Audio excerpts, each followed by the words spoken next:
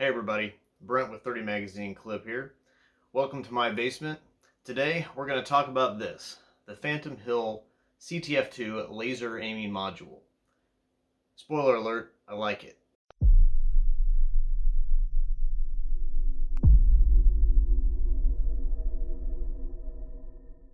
So first up, let's do the disclosures. I did not buy this. This was provided by Phantom Hill for purpose of review. But with that being said, I have been waiting on this type of system for quite a while now. So what exactly is it? You're looking right here at actually three different products. You have the Phantom Hill base unit, the CTF2, and then you have a Kiji by B.E. Myers laser illuminator for infrared, and then you have over here we have a Surefire. This is a KX1A. It's kind of an older head, but it was one that I had easy access to via a friend. So I will, thanks to Jeff, I will link him down at the bottom, all his social media channels. And the Kiji was actually provided by GP Armory. Garrett over there was kind enough to send it over for the purpose of this review because I didn't have a Kiji just sitting around. If you are in the market for night vision, high-end thermal optics, other stuff like that, and especially if you're in the Kansas City area, make sure to give GP Armory a check. He's usually got really good stock. So like I said before, this is a review of the CTF2, not of the Kiji and not of the Surefire head.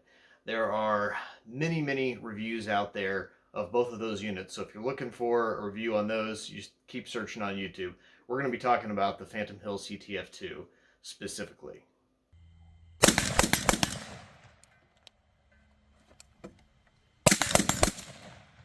So what exactly is the CTF2? Well, as I said before, it's a modular laser aiming unit. So included with it, if you buy just the base model, is the module itself, two channels to attach heads that are not included with the base unit. But what is included is the civilian power laser. Now, at first I thought that the module body itself was cast aluminum, but I should be a little kind of ashamed of myself as a 3D printer. I didn't right off recognize that it's actually 3D printed via direct metal laser sintering. And the body really looks outstanding. You can read the text really well. There's a little diagram that shows you which way the battery goes in. It's all very visible, no issues. The threading for the caps is wonderful, looks amazing. As I said before, the aiming laser is civilian power at 0.7 milliwatts in the 850 nanometer range. And it was designed and assembled in the United States, which is always a very big plus for me. So as I've said before, I've been waiting for a system like this for a long time. I hate wires. I don't like pressure pads or remote switches, anything like that if I don't absolutely have to have them. And I've always wanted something that fit my visible illumination, my IR illumination, and my IR aiming all in one package. And here it is. It's awesome. Well, I know you're going to say, like, well, the PEX 16 exists. Yes. But what I always say is no one likes PEX 16. It lacks in almost... The few times I've used it, I've never been impressed. But with this system, you get to put on whatever it is that you want.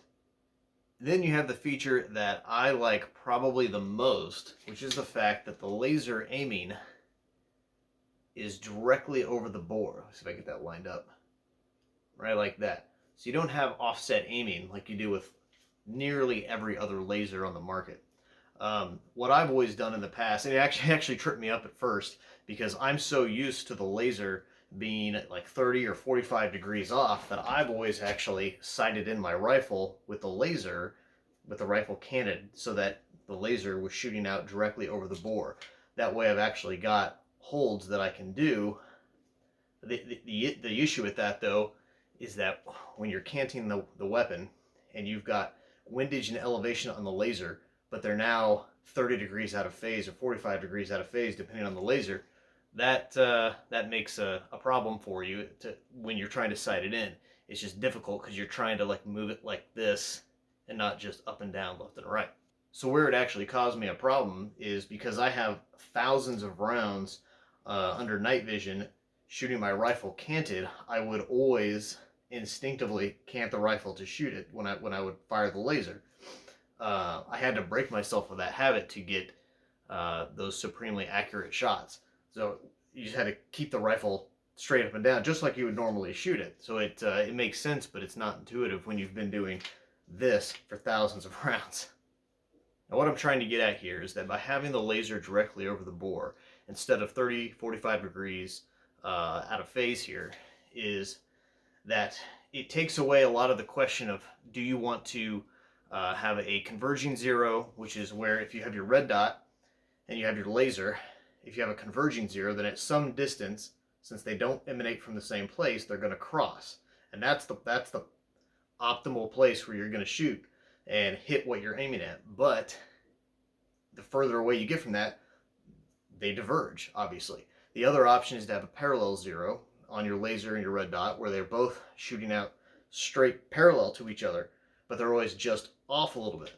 And that's not a problem if it's on 30 or 45 degrees if you've got it rotated or canted like this. But in this case, as it's firing straight out the top, you only really have to account for that vertical offset, that mechanical offset, just as you would with an optic. The windage is no longer a problem because it's the same as your red dot.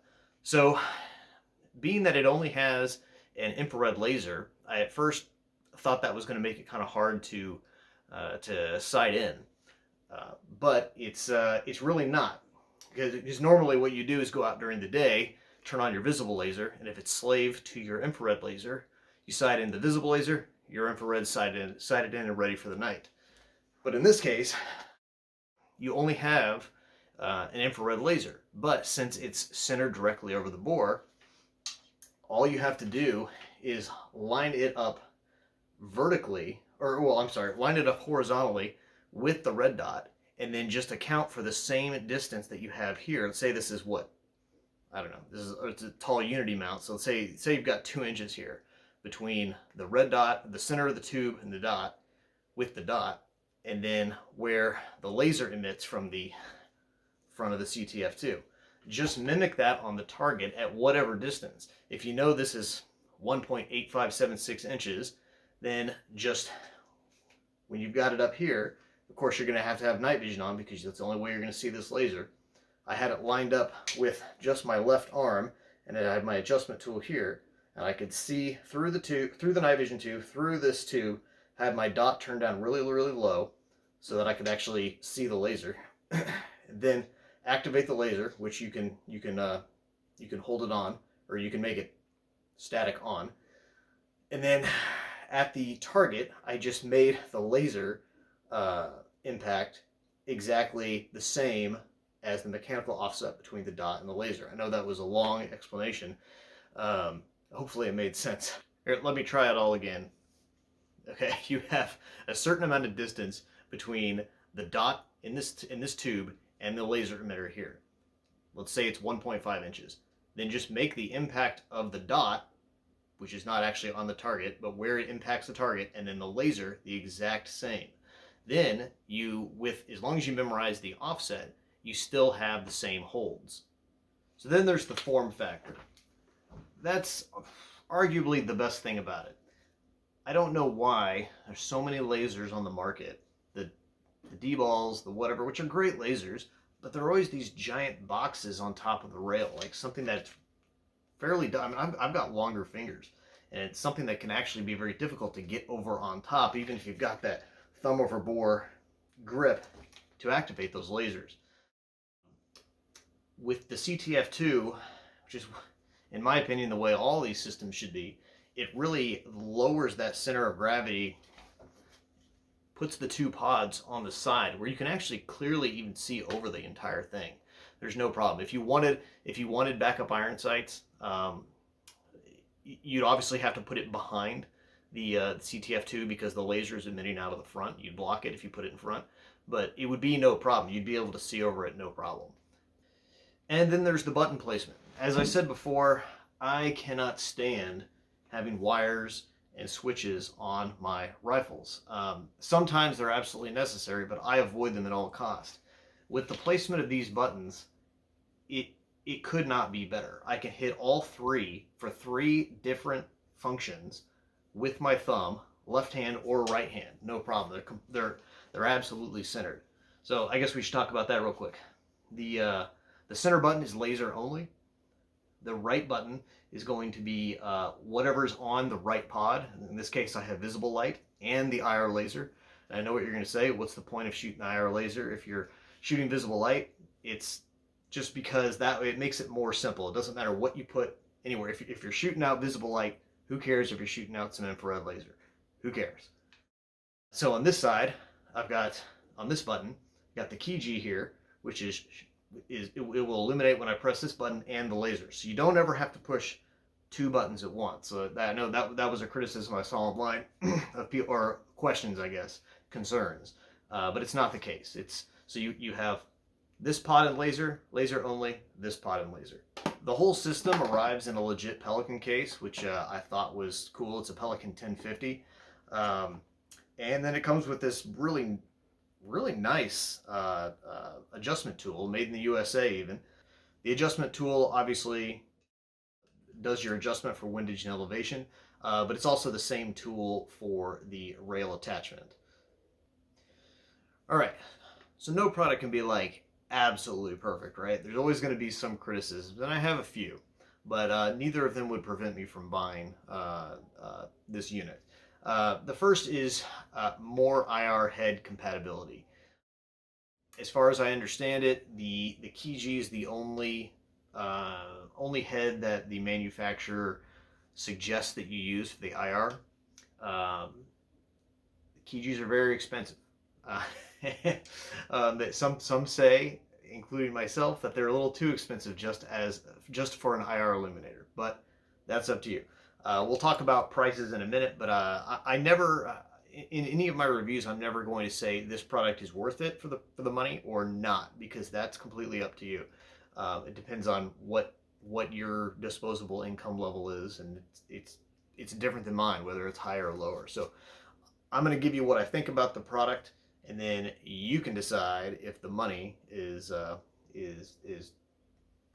worth it. Okay, second criticism. A visible laser would be nice. It's just, it just would be nice. Let's say you're shooting with a Pro Mask or something like that, and you just like to have that ability to shine a visible laser. It would assuage some fears that people have of not being able to sight in during the day. So if that's something that would be possible, I would love to see on the next version a slaved visible laser. And the third, some type of mechanical hard shutoff for the pods would be cool. As it stands right now, there is no way, like if you press the button, you're gonna ND the light, whether that's the IR side or the visible side. I would imagine some heads out there are going to have a twist that are going to be able to lock it out, but it would be really cool, even if it was an add-on purchase, I think, if these tail caps, if you could maybe buy upgraded tail caps that would have a click on and off that would just give you a safety off, okay? Like not push to activate, but just to actually kill the circuit. That would be cool in my book. While this didn't pose a problem to me at all, I would really like to have seen on the underside some type of a recoil lug. As I see it, all you really have is the bar that goes across to provide the lateral tension on the 1913 rail. I always like seeing a recoil lug.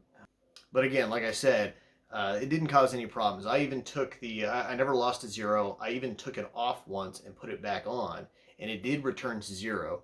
I don't know if that's guaranteed or anything, but it did the one time I did it. And lastly on the criticism list, and this isn't even for me, because as I said before, I don't like wires and remote switches. A lot of people, I think, would be more comfortable with this if it did have the option for remotes. Whether that's on the tail cap here, again, if you would need to buy like maybe another tail cap to upgrade it to that or something. I think there'd be a lot more potential to capture more market if you had the ability to utilize industry standard pressure switches. All right, let's talk about the future. I had a few moments to talk to via email the owner of Phantom Hill, and the CTF3, which is going to be available in, I think you say Q2 2023. It's going to be a machined aluminum body, which is going to allow them for anodized color, or allow them to have anodized color options, which that'll be great. There's also going to be a longer list of approved IR heads for the Illuminator. So that takes care of one of my criticisms right off the bat. Now for a little a bonus fact, I was curious what Phantom Hill meant, and as a small business owner myself, I always wonder why people name things the way they did. And apparently, Phantom Hill is a place in Blaine County, Idaho, where the owner would go to watch the stars at night. I always think that's really cool when the company name means something. It's not just like, Kill Force Tactical Extreme or something. It means something to somebody. I think that's kind of cool. All right, guys. Well, that's it. Do I like it? Absolutely. Was it as good as I thought? Yeah, I'd say even better. It was the way that the buttons work and everything. I always knew this design would be awesome, and it was just great that someone finally did this specific thing. And I know what you're asking. Like, this thing's been out for a little while. Like, if I wanted it so bad, why did I wait for someone to offer me one to review? Why didn't I buy one? And the reason is just, I've got several weapons set up for night vision, and I've got a handful of different lasers. And sometimes when you look in your safe and you see 4 different lasers, do you really want to buy one more? And it turns out had I known it was going to be everything that I wanted, I would have bought it a lot sooner. And I can't wait for the CTF3. Hint, I'd love to do a review. So this actually will be, this is going to be my primary laser aiming device on my primary weapon, what the weapon I would grab in an emergency. I like it that much. I actually am going to have to take it off right now because I got to send this Kiji back to GP Armory, and I've got to get my own. But as soon as possible, it'll be back on here, and I'll be running it on the regular. So that's it. Thanks for watching. This has been a 30 magazine clip, 30 MC for short, review of the Phantom Hill CTF2. Don't forget to like, comment, subscribe, ring the bell, all those things. It helps the algorithm, because you pretend like you understand all that. But it's 30magazineclip.com. The YouTube channel is 30 Magazine Clip. Instagram is 30 Mag Clip, and Facebook is 30 Magazine Clip. Thanks for watching. Have a good day.